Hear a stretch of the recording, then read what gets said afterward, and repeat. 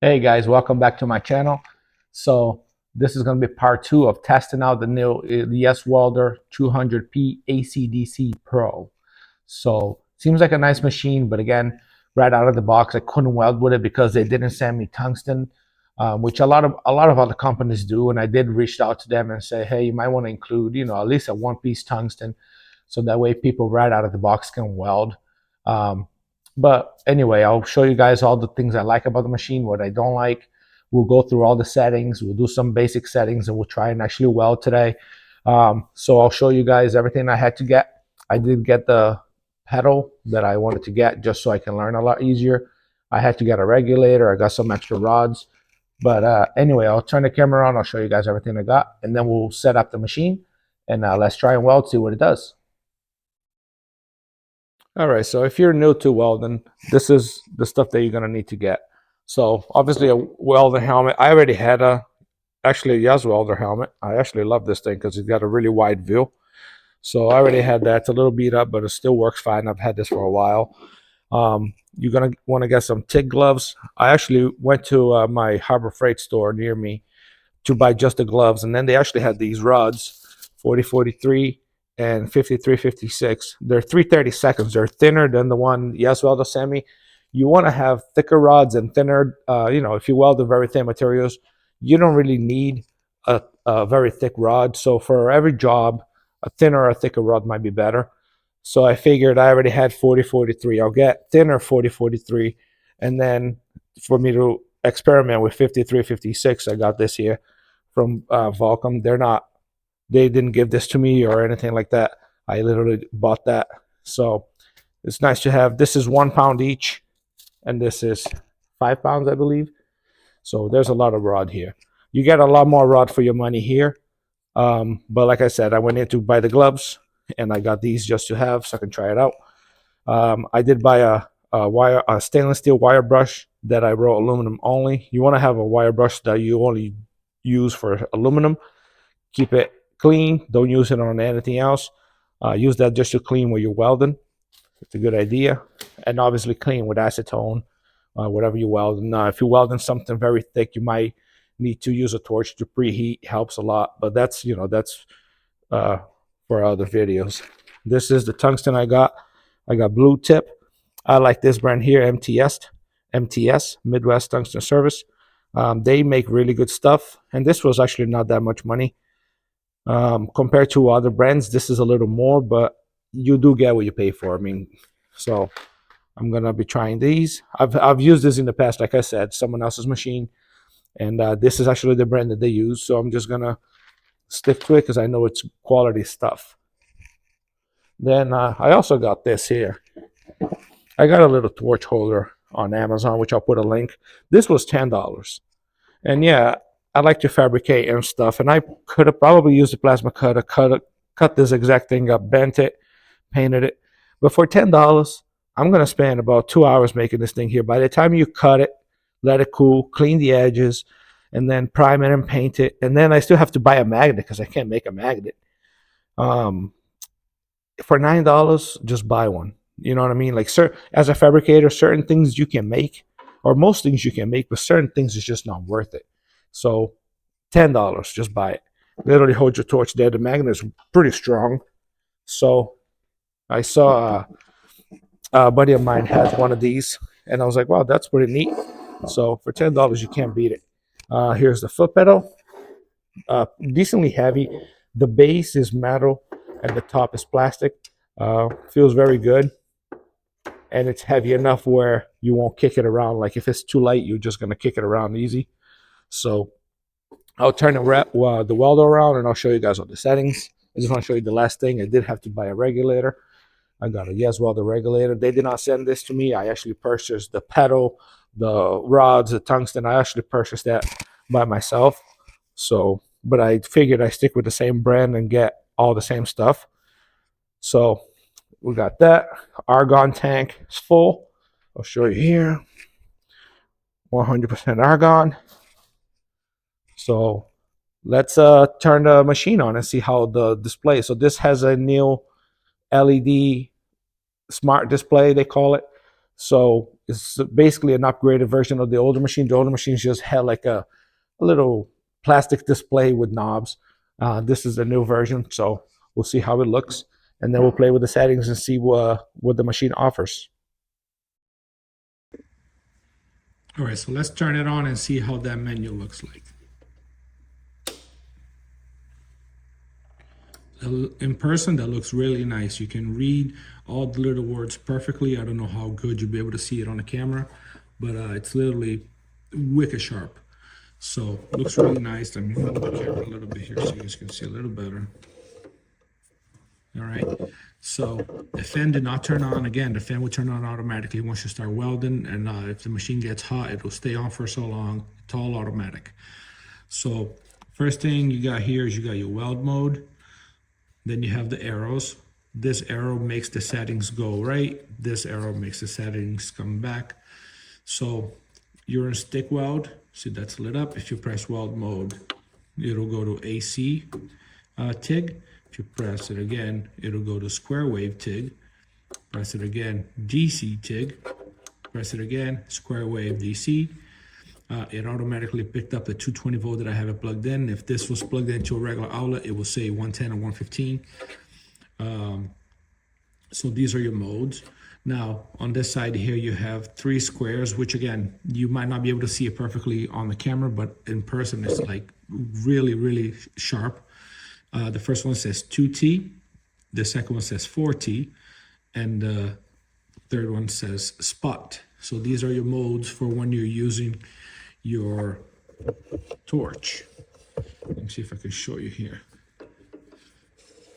So you have a button on your torch, and that's for when you're using the button only. So when over here, this is where you plug in your foot pedal or your button. Your button runs in the same hose, and it comes out right here. And we have this little 5-pin connector that will go in there. There's a little notch. You can only be plugged in one way. So, and then again, pain in the ass to tighten that, but I'm gonna switch it to foot pedal, so I'm just showing you guys.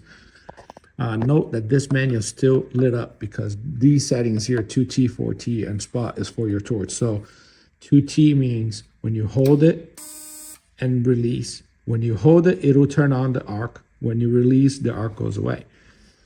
4T means you hold it and release, the arc will stay on until you hold it and release again. That's when the arc will go up. So that's that, but I'm using a foot pedal, and as you can see here, that menu is still lit up. I'm gonna unplug this. Let me get my foot pedal here. It's the same connector, right? Same connector that comes from the foot pedal. I'm gonna plug that in, and you're gonna see that this menu is no longer lit up. So this step mode would no longer do anything. And you have a little foot pedal picture here. And that menu is not available because right now you're basically telling the machine, hey, I am gonna adjust everything with my foot, and I don't need you to do anything for me. So if you wanna spot weld, you literally hold the pedal for how many seconds you wanna spot weld and let go. You're basically taking control of the machine. So if you ever plug in the foot pedal and you don't know why this menu is not available, now you know why. So I plan on using the foot pedal, so I don't need to worry about any of that. So we're gonna try and weld some aluminum. I'm gonna show you guys setting up the torch. So we're gonna go back to AC for aluminum. I'm gonna set this up quick just to start welding something and see, and we can play with the settings after, but this is just a base settings. I'm gonna be welding something little, probably 1/8 inch. This is a little much for 1/8 inch, but again, I have the foot pedal, so I'm gonna try and I'll set this to 120 because 1/8 inches and that's still a little too much for 1/8 inch, but it should be all right. So these 2 arrows on the bottom here, that makes your settings go that way. This makes the settings go that way. So if you follow this little light here, if I click to go to the right, it goes to your hertz, your AC balance, your post gas. If you keep pressing it, it'll just go back. It'll just keep going to the right, as you can see. So let's start at the beginning. Pre-gas, that's when you hit your foot pedal or your button. Half a second before the arc strikes, it'll start dumping argon. So I have mine set at half a second. Let me go back. Half a second. And then your full amperage. Again, this is what your foot pedal is going to put out at full blast. So if I press my foot pedal halfway, I'll be getting about 60 amps. If I press my foot pedal all the way down, I'll be getting the full 120. So you set this to the maximum of your foot pedal's abilities. If I want to weld something that takes 150, I can set this to 200. As long as I don't go all the way down with the pedal, I will not go past 150. So it's just a matter of you adjusting it. But if you know the material welds perfect at, let's say 100 amps, that's perfectly what you need. Set this to 100 amps, floor that foot pedal, and you know you're not going to go past 100. So it's kind of cool. So 0.5 for pre-gas, 120 amp. Hertz, I'm going to set to 120. Cleaning, AC balance, which is cleaning, I'm going to do 30%. And then my post gas, which is once the arc goes out, you want to stay in the same spot until the gas stops flowing, and that's going to protect your weld and prevent it from oxidizing. I'm setting that to 7 seconds. So that's very important to not finish welding and pull it away. You want to stay at that spot until the gas stops flowing. So these are the base settings we're going to try on the aluminum and go from there. Next, I'm going to take the torch and I'm going to sharpen the tungsten and show you guys how to set that up. Real quick, I'm going to show you guys this ground here. So when you're doing AC weld and you want to be on DC negative, so your ground clamp has to be on positive. So I don't know if you can see, there's a positive and there's a negative on the side here. So you want to be on the positive side. And this here is just a little rubber. So when you go to tighten this, the rubber will start to slip around this thing here. It doesn't really tighten it. So best way to do is pull this back, get a 13 wrench, and you can snug it and then slide this forward because you want to make sure you have a good ground. They should have made this here just like this, hard plastic. That way you can actually use this to tighten it, but because it's rubber, it literally just spins. So Yeswelder, if you're watching this should probably be hard plastic, so that way you can use this to actually tighten the ground and not have to be pulling this out all the time to get a good connection.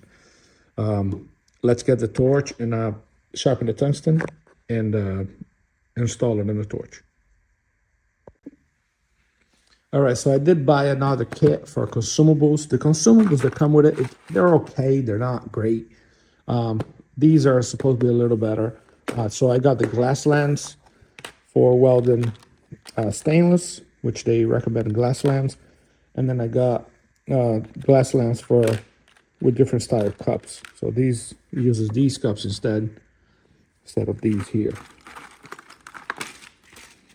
Supposedly that makes the weld a little better and makes the flow a little better. So we're going to be using these shorter cups. So I'm going to put this back here.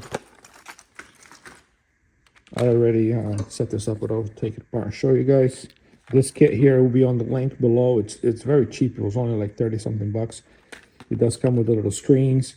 When you put the glass in, the glass cup, you can put these screens in. It helps with gas flow. Has all the O-rings, has all different size cullets. Pretty awesome. Pretty awesome. It's a 90, how many piece? I think it was like 92 piece set. But anyway, I already have a tungsten here. I'll sharpen and stuff, but I'll take it apart to show you guys. So take the cup out.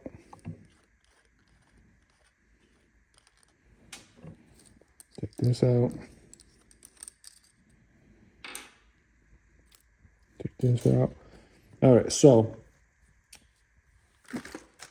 this little holder here is awesome.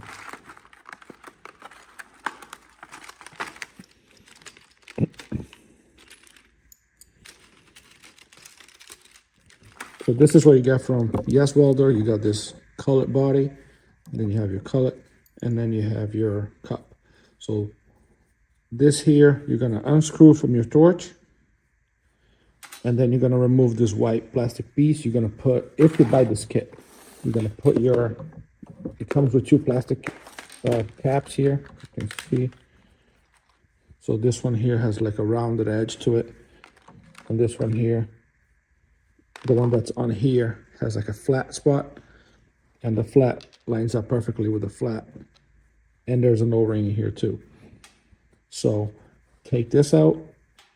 Now these here are all an 8 to 16, 3/32. So pick whatever tungsten size you're going to use. In our case, 3/32. So you're going to take that, you're going to screw this in, which is this little piece here. Screw that in, put this little cap on, put that cap on first, and then screw it in, tighten it, put an O-ring here. They give you a bunch of bags of O-rings. So once that's nice and snug, take the plier right on the bottom here and just snug it. Make sure it's not going to come loose. So we're not going to use this old cup here.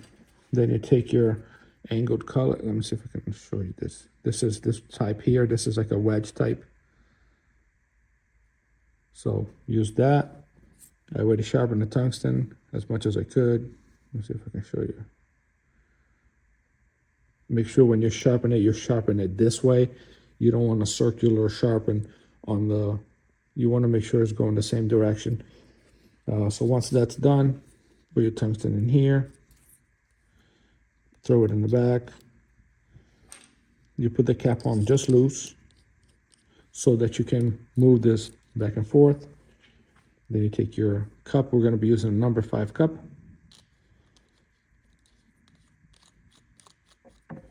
Snug it.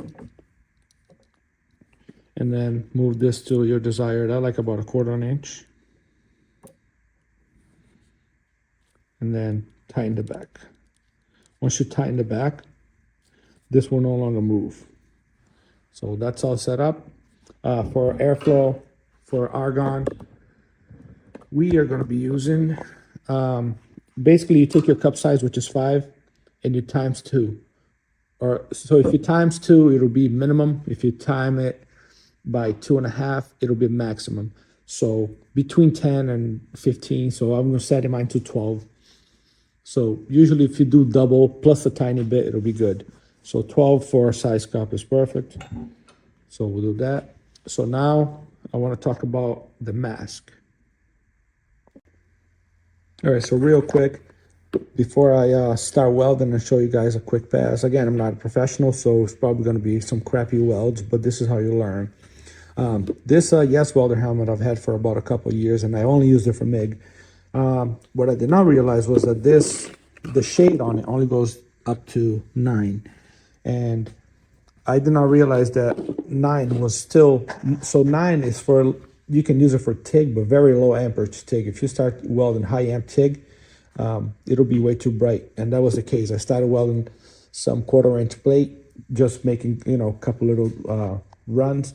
And this was too bright for, the arc was too bright for my eye with this maxed out. So I started doing some research on helmets.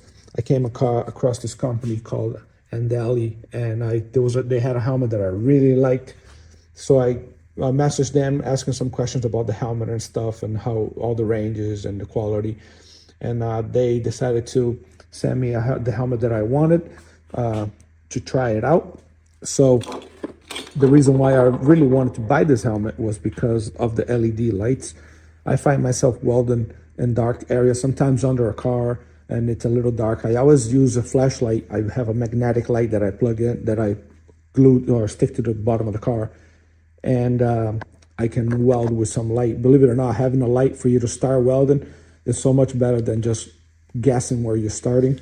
So these had the lights on them, which a lot of them don't. Some of them have the little one on the top here that you can recharge, but these are built in. So this thing looks awesome. It literally looks like a Halo, the video game. And these are also panoramic, which you have the side windows here. These do not auto darken the side ones, but they are dark so you can see around. But the front obviously does. So you can literally see a whole 180 when you're welding, which is awesome. So all newer style masks are starting to do the panel view. So I was very excited to try this out for them, especially since I need it now. So there will be a link for this mask on the description. It does have a light here, which is rechargeable. You press it once it's high, you press it again, it's low, off, and then if you press the button on the top, you can motion sensor, turn it on and off with your hand as you need it. Really, really bright. So I'm very happy with this. We'll see how this mask does when I start welding. Here are the settings. The reason why I wanted this one goes all the way to shade 13. So you have your grind, your weld, and your cut button there. So I put mine on weld. You have delay, slow or fast, and sensitivity. I like it to be pretty sensitive. So very nice here. Over here you have a very comfortable silicone base for the back of your head. So it's really comfy. You have a nice piece of cloth here for your forehead, so it's not too bad. And let's see if I can show you the wide angle view. So you have your, it's hard to show with the reflection, but you can literally see like everything. And obviously just the front screen is gonna get dark. You have your test button here, your battery light. If the battery is low, that little battery light will turn on. And nice little quick little latches here for you to replace your protector. Very nice, very light, not too heavy, and pretty thick plastic. Looks like a very well made mask. So as long as it works good, this will be awesome to have. I've been wanting a helmet with a light for so long, and I finally found this one. I was like, wow, this one actually has one built in, not one that you screwed in here.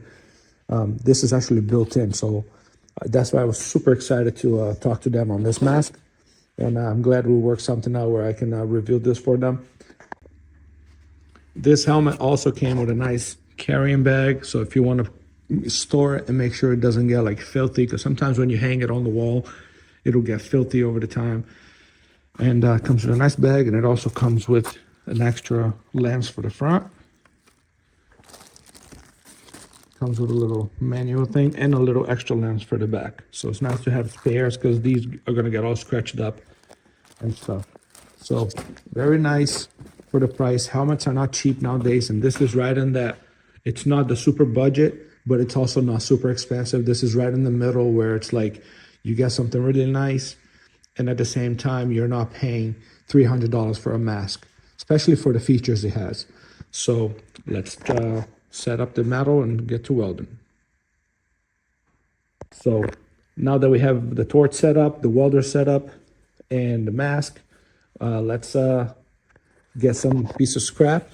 We'll start with this here. Piece of scrap I had. I cleaned it up and cleaned it with acetone. On a perfect world, you would clean the hell out of this before you actually weld it, because aluminum has to be super clean for you to weld like perfect. But for the purpose of the video of just trying out the welder, this should be okay. It's cleaned with acetone. It's about 1/8 inch thick, so we'll see what we can do with it. So let's set the camera up on the tripod and see what we can do. All right, so I have it all set up. I want to show you guys this here. It's a good idea to wipe your filler rods with acetone because they are pretty dirty right out of the box.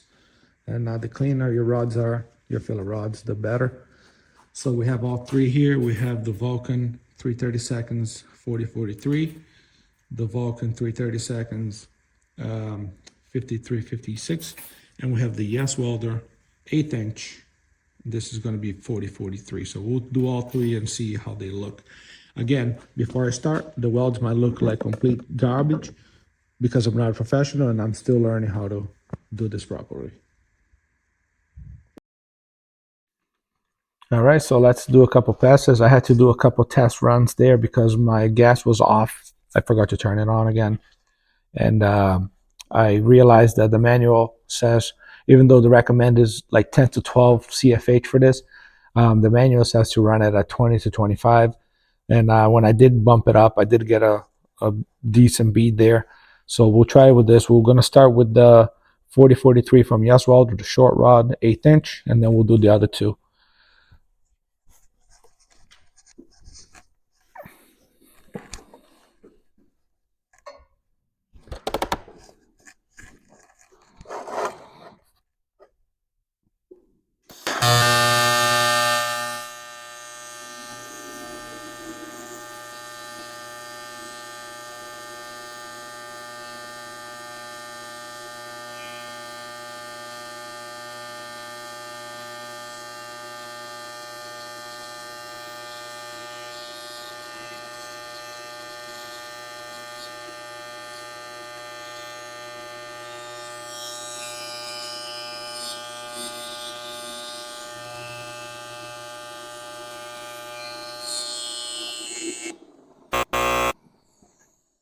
All right, so that was the Yeswelder rod.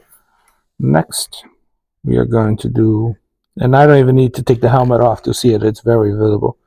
4043 from Vulcan. This is the thinner stuff. So, let's see how this does.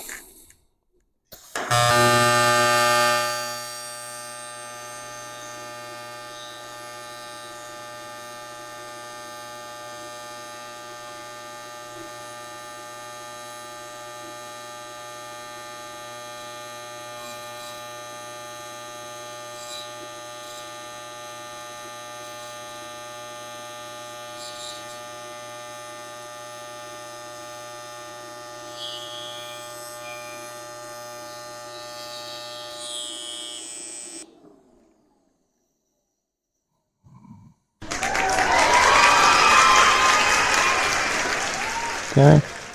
And then we're going to do the 5356 also from Vulcan.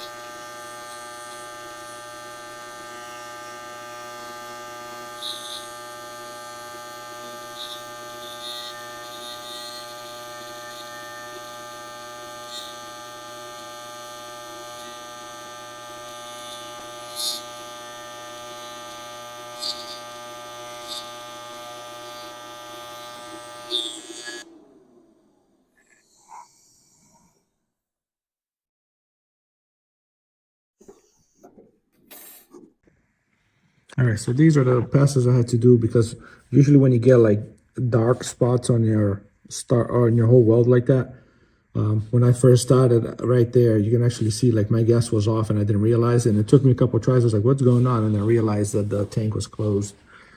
So I did a couple passes here, and then I realized that this machine they require, well, they recommend 20 to 25 CFH, and I was like, well, I'll bump it up and see what happens.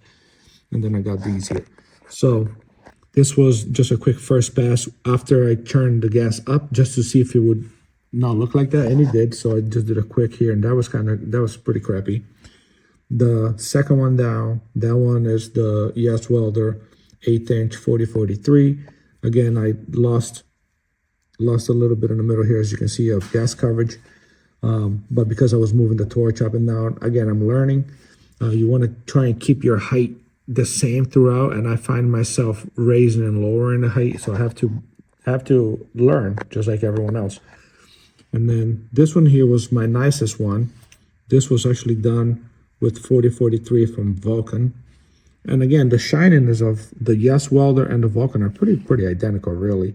So I'd say the Yeswelder rods are pretty decent. They probably would not be good for thin materials because they're so bulky. But then again, as you fill that material in, it will cool the puddle a lot better because it's a thicker rod, and so it will suck more material, more filler into the weld, which is kind of good. And then the last one here is the 5356. Again, usually 5356 will be a lot shinier than 4043, but as you can see here, it's pretty even. So let's play some more and see what we can do. We are going to be using 4043. Actually, let's keep using the Yeswelder stuff because after all, this is their machine. So Yeswelder 4043.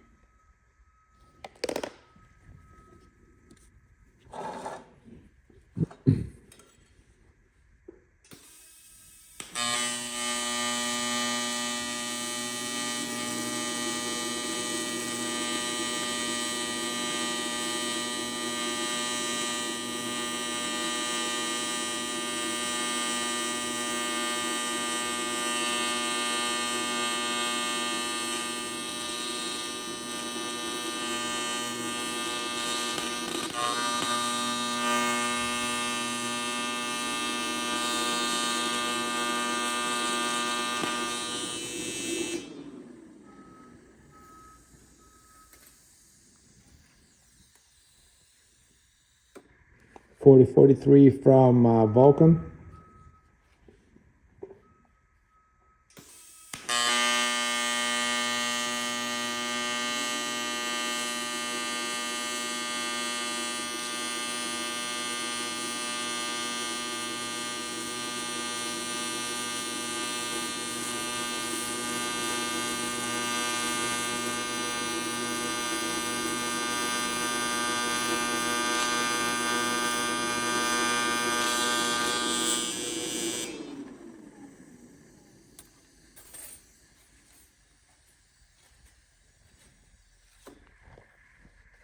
5356 from Vulcan.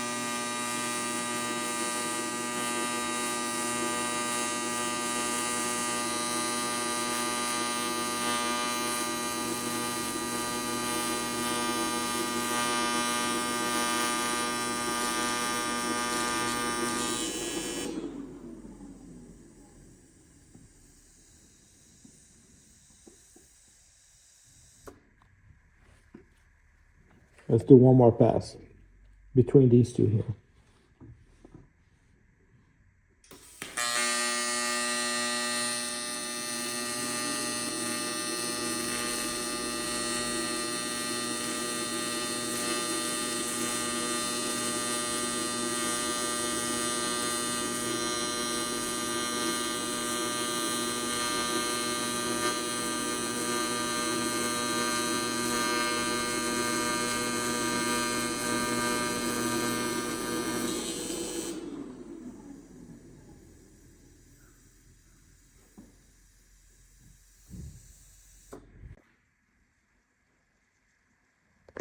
All right, so as you can see here, it's all about practice. You're not gonna get good at it unless you practice a lot.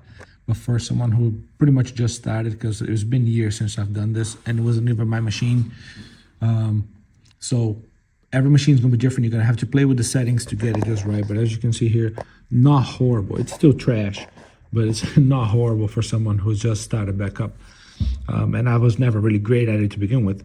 So I have a bunch of scrap here I'll be playing with in the next week or so, and I'll be posting videos about this welder. But for the initial review, it will weld aluminum like it says it does. Again, this is the first one is the Yeswelder filler rod 4043. The second one's 4043 for Vulcan, and then the last three here are 5356 from Vulcan. So I'd say they all look pretty even. It depends on the application. Like I mentioned in my other video, 5356 will be better for non-high heat applications. It will be stronger. But if you do plan on putting this on your engine bay where it's gonna see a lot of heat, 4043 will hold up better. Looks wise, some people can make 5356 look like glass, look nice and beautiful, you know. But beginner, they all look pretty similar. Either rod will do. So right now I'm gonna show you guys the torch button without the foot pedal. We're gonna start with a 2T. 2T means you hold it down, there's arc, you let go, arc goes away. So we'll try that, and then we'll try 4T, and then we'll try spot. Same material and same settings. Keep in mind, when you press this button down, you are gonna be doing full 120 amps. There is no, like the foot pedal lets you back off if you're already putting too much heat down. This here is just gonna keep blowing at 120. So if you use this here, you either gotta know what your amperage is, or you just gotta move very fast. So I'm gonna actually turn this down to probably 80, because 120, blasting this thing will probably be way too much.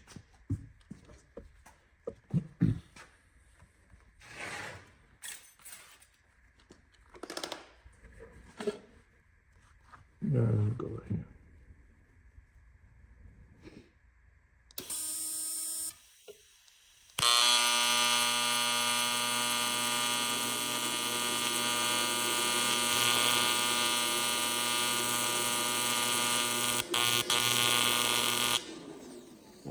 80 is not hard enough. So you go 100. 105. As you can see, it's not melting the rod.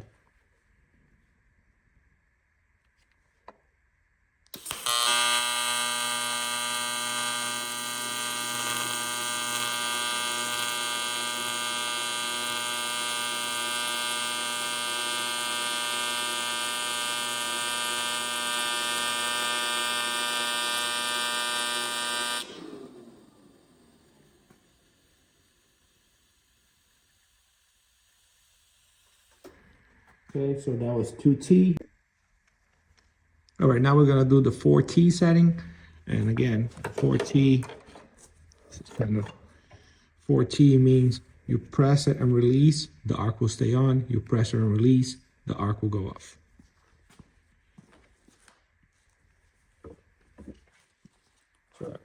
So you gotta press the step mode and switch it to 4T.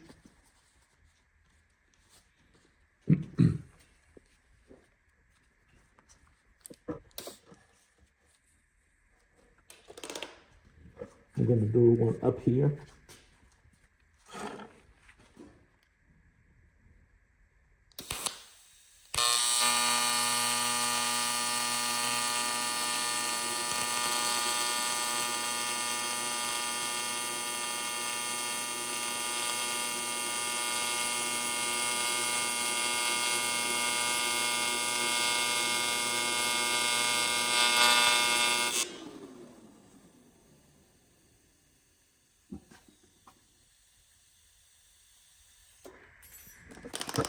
All right, so 2T, 4T, we'll do a spot and then I'll show you guys a close-up. So let's switch to spot. And let me bring you closer so I can show you. So spot weld, whenever you have it on spot, which is this lower square here, you can go through your settings. And now you have different options on the right here. So let's go back. So you have your post gas, which is usually your last setting, but now you have spot time, 4 seconds. I think this takes about 4 seconds to form a puddle. So I'm gonna leave it right at 4 seconds. But if you wanna spot for 10 seconds, whatever, you set your seconds right here. So I'm gonna leave it at 4. So you're gonna see that when I press the trigger, it's gonna spot weld for 4 seconds and automatically shut off whether I'm letting go of the trigger or not. We'll do 3 right here.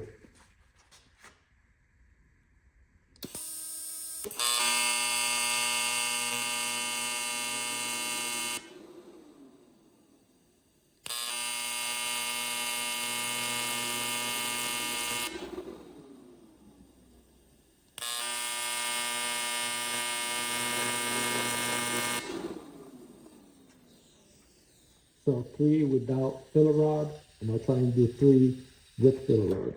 But I'm gonna bump up the seconds to 6 because 3 is just enough to start melting the puddle. So go back to the settings, set this to 6 seconds. Give me a little more time to melt that filler rod. And we'll do 3 on this side.